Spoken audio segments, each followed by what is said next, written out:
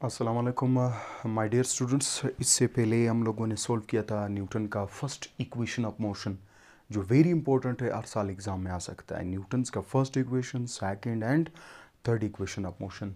तो सिमिलरली हम लोग अभी सॉल्व करेंगे न्यूटन्स का सेकंड इक्वेशन ऑफ मोशन, क्योंकि वेरी इंपॉर्टेंट है और स्टूडेंट्स की ज़्यादा वो कमेंट्स आए थे कि सर इसको भी सॉल्व कर ले। तो न्यूटन्स का जो सेकंड इक्वेशन ऑफ मोशन है, तो पेपर में इस तरीके से क्वेश्चन आ सकता है कि derive Newton's second equation of motion.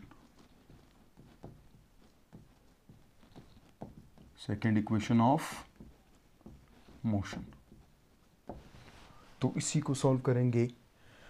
या पेपर में इस तरह आ सकता है S is equal to V I T plus half A T square. So paper में इस तरीके से क्वेश्चन आ सकता है कि प्रूव दैट, इस तरह लिखेगा कि prove that S is equal to V I T half A T square, या इस तरीके से क्वेश्चन दे सकता है कि derive Newton's second equation of motion. तो सबसे पहले न्यूटन्स के सेकंड इक्वेशन ऑफ मोशन से पहले तो वो जो ग्राफ हमें दिया होता बुक में, तो उसको थोड़ा बहुत ड्रा करेंगे। थोड़ा बहुत नहीं बल्कि इसको ड्रा करेंगे, इफ़ यू डोंट माइंड। तो T यहाँ पर है और वी एफ यहाँ पर है, V यहाँ पर है। V हम लोगों ने ड्रा किया था पहले इक्वेशन में भी। V को हम लोग वाई एक्सिस पे ड्रा करेंगे और T को एक्स एक्सिस पे ड्रा करेंगे। सो स्टार्ट करते हैं कि इसमें हमारे पास डिस्टेंस की बात हुई है।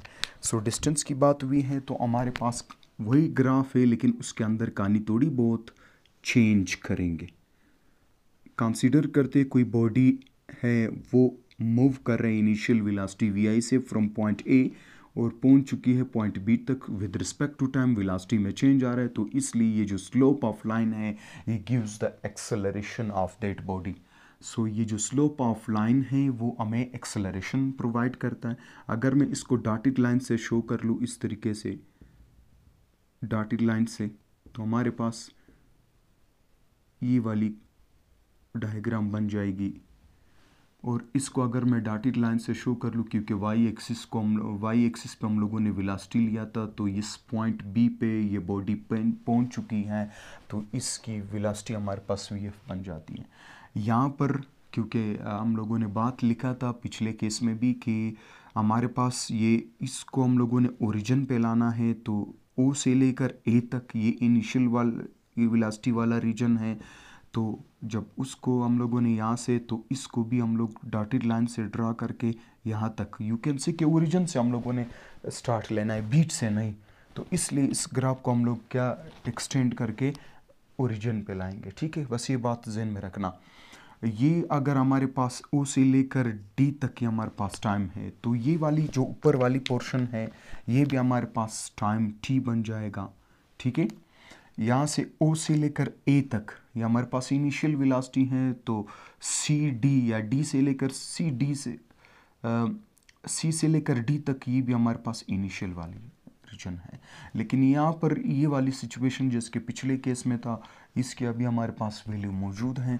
इसकी वैल्यू हमारे पास अभी आ चुकी है, ये ए टी को शो कर रहा था पिछले केस में बेसिकली। ठीक है, तो चले देखते हैं। Let us consider a body. Proof start करेंगे।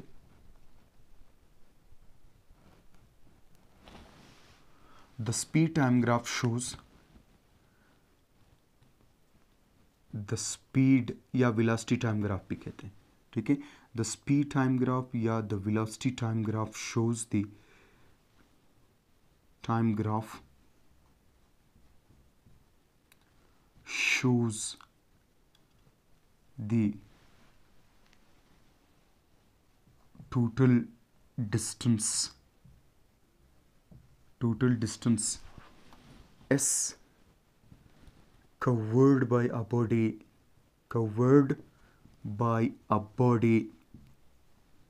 कोई बॉडी है जो टोटल डिस्टेंस कवर कर रहा है, covered by a body area under the curve, area small A लिखेंगे, कोई इशू नहीं। Area under the curve, area under the curve, ये जो एरिया आ रहा है अंडर द कर्व से मुराद है कि इसके अंदर जो रीजन आ रहा है, ये जो स्लोप ऑफ लाइन है इसके अंदर जो रीजन आ रहा है, इसको हम लोगों ने एक नया नाम दे दिया इस केस में, area under the curve O A B D. You can say कि यहाँ पर हम लोगों ने डिस्टेंस की बात की है, तो इसलिए स्पीड टाइम ग्राफ में हमारे पास दो पोर्शन आ रहे हैं। ये जो एरिया अंडर द कर्व है इसके अंदर दो रीजन आ रहा है, एक हमारे पास ये रेक्टेंगल वाला रीजन आ रहा है, रेक्टेंगुलर वाली शेप आ रही है, और दूसरा हमारे पास इसके अंडर आ रहा है ट्रायंगुलर शेप है। ये ट्रायंगल है, ट्रायंगल को शो कर रहे हैं, और ये हमारे पास रेक्टेंगल है।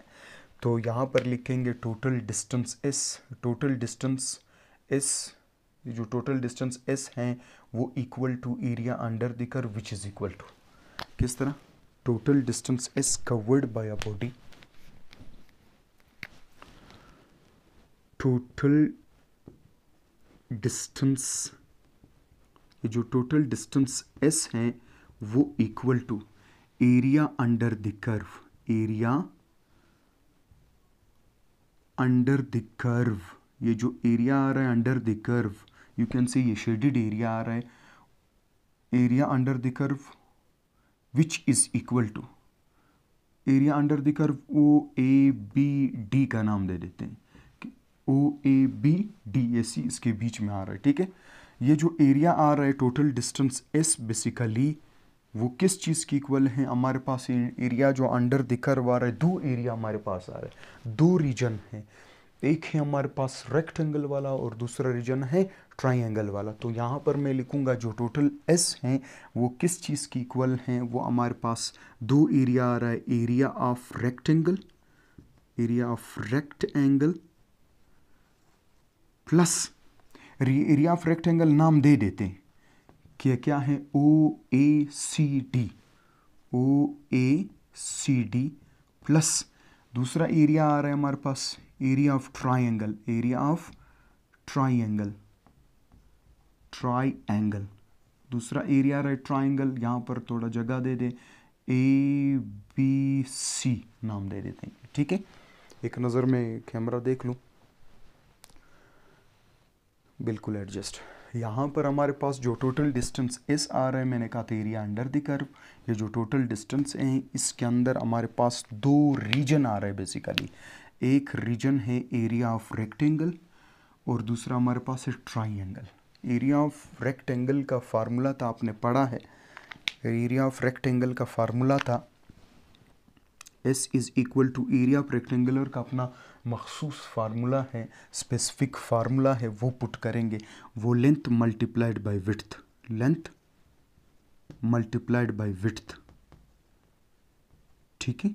ये वाला फार्मूला है इसका, ये रेक्टेंगल का फार्मूला है, लेंथ मल्टीप्लाइड बाय विड्थ, यानी इसको उर्दू में कहेंगे लंबाई ज़रब चौड़ाई का वर्ड यूज़ करते हैं। तो इसी तरीके से एरिया ऑफ ट्रायंगल का फार्मूला है ऑफ, ये एरिया ऑफ ट्रायंगल का अपने आप से नहीं लिख रहा है, ठीक है, ऑफ परपेंडिकुलर अपान नहीं, परपेंडिकुलर बेस लिखो या परपेंडिकुलर लिखो, बेस लिखो, बेस है मल्टीप्लाइड बाय परपेंडिकुलर, ये वाली बेस वाली पोर्शन है वो परपेंडिकुलर है ट्रायंगल के अंदर, 1/2 परपेंडिकुलर या बेस कोई फ़र्क नहीं पड़ता, पहले ये लिखो बाद में लिखो, उसको हम लोग रीअरेंज कर सकते हैं, ठीक है। तो यहाँ पर इसकी लेंथ देखते हैं, इसकी लेंथ हमारे पास रेक्टेंगल की लेंथ का ये वाली रेक्टेंगल वाली पोर्शन आ रहा है हमारे पास ओ ए, ठीक है। तो इसका लेंथ है ओ ए मल्टीप्लाइड बाय, और विड्थ इसकी क्या है, ओ डी है, विड्थ क्या है, ओ डी है, यहाँ से लेकर यहाँ तक ये ओ डी, फिर प्लस ब्रैकेट लगाते हो नहीं लगाते हो फ़र्क नहीं पड़ता, 1/2 एज इट इज़ फार्मूले का। इसका बेस क्या है, ए सी ए क्या नहीं है, इस तरीके से ट्रायंगल बन रहा है, ये हम लोगों ने नाम दिया था ए बी सी, तो इसका जो बेस है ए सी एज इट इज़ लिखा, फिर मल्टीप्लाइड बाई और इसका जो परपेंडिकुलर था वो हमारे पास BC था। परपेंडिकुलर क्या है? BC। इसको मैंने इधर ड्रा कर लिया सिंपली, ठीक है। तो हमारे पास इधर कुछ वैल्यू है। क्या वैल्यू है? यहाँ पर हम लोगों ने OA, अगर मैं इधर साइड पे लिख लूँ, इसको आप नोट कर लें कि OA हम लोग जानते हैं, O से लेकर A तक वैल्यू मौजूद है VI।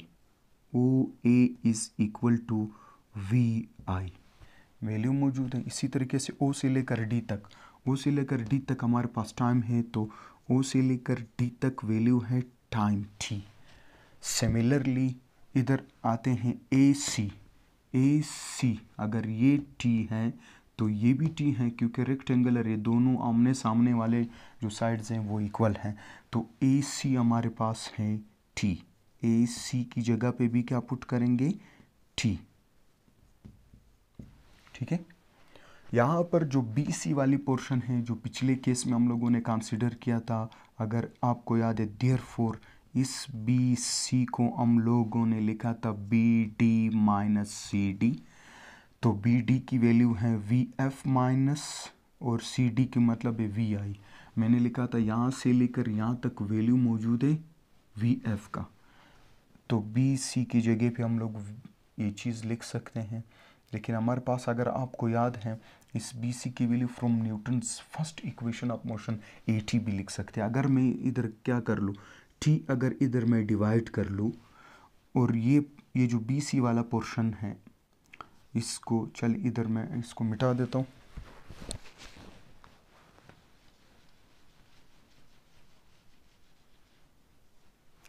अच्छा, अगर मैं इसको इस तरह लिख सकता हूँ, ये किस चीज़ के बराबर आ रही है? एक्सेलरेशन का। तो इसकी जगह पे एक्सेलरेशन अगर मैं पुट कर लूँ, आप कहेंगे सर ये T कहाँ से आए? अगर मैं इसको एक एक्सेलरेशन बना दूँ तो T को डिवाइड करना पड़ेगा। ये T अभी कोई इसको गलत नहीं कर सकता। Change in velocity with respect to time is equal to acceleration. ये T यहाँ पर क्या हो रहा है? डिवाइड हो रहा है, इधर मल्टीप्लाई हो जाएगा। तो यू कैन से, अभी गौर कर ले, अगर मैं ये वाली पोर्शन जिसकी इधर मैंने लिखा है कि BC इक्वल टू AT लिख सकता हूँ, जो BC है इज इक्वल टू AT।